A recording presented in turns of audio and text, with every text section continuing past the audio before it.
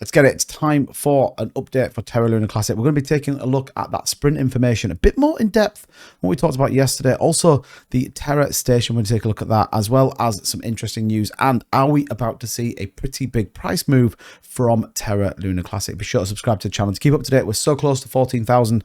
Appreciate it if you subscribe. Also, leave a like on the video if you are holding it. And if you want to bag yourself some cheaper trading fees, support the channel, and ultimately go and be able to buy some Lunar Classic, check out the link in the description to Mexi. Sign up using that code.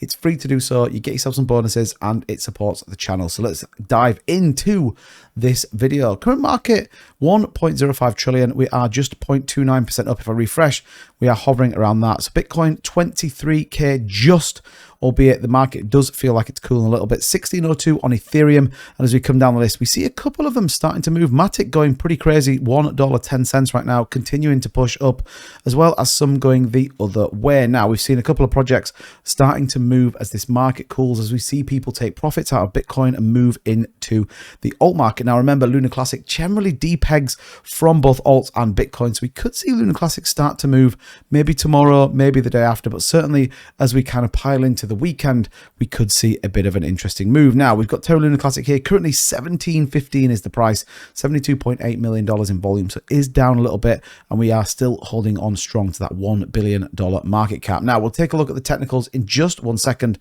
but I wanted to cover off this interesting article here.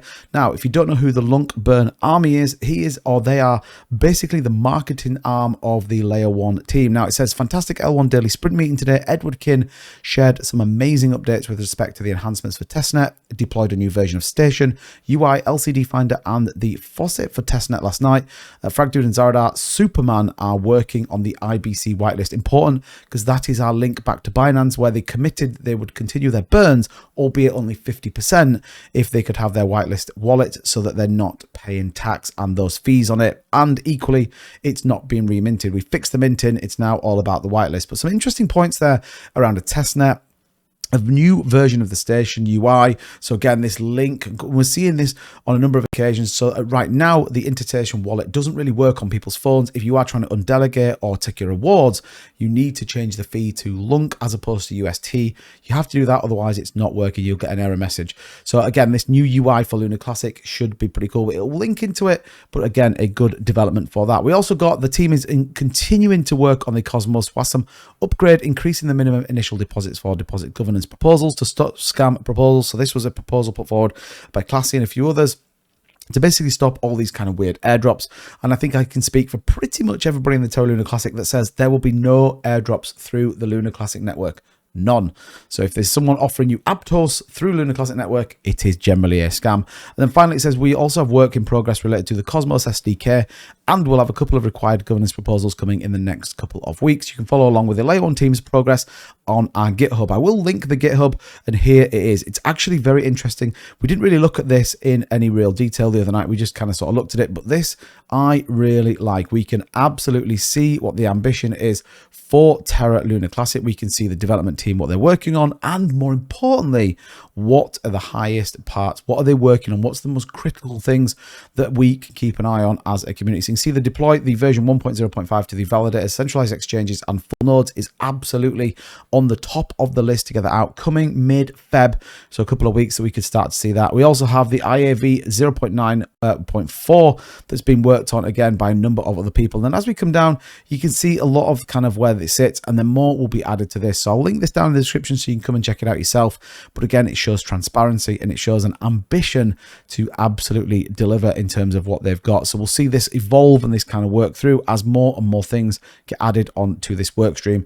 Definitely going to be interesting. Remember, this is all based on a week. Now, some of this will clearly go into the next week, but certainly an ambition to get quite a substantial amount done. Now, looking in Station, again, we're still seeing things not quite work. So again, you can't see swaps because it's not updated for Classic. You've got to go to the TFM web app instead.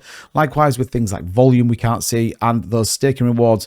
Again, it's just all a bit difficult. We need to kind of see this come online, and I know the team are working through it to get us up there, hence why the Edward King UI update is certainly a positive thing. Now, looking at the governance, I'm not going to talk about the payments to Jacob Gideon. I'm not going to do it because there's enough people talking about it and enough people that want to use it as some drama. I ain't bothered. I'm more interested in the sprints. I'm more interested in the development of the blockchain, and ultimately, when are we going to see some price action? Now, taking a look here on the technicals, we can see an upward trend. RSI and money flow feel pretty stable, but what are we expecting? Well, we can see we came down, tested the 50-day EMA here, bounced off it, and I've drawn here. I would expect us to kind of come up here. Remember, 31st, we'll get that announcement from the Fed.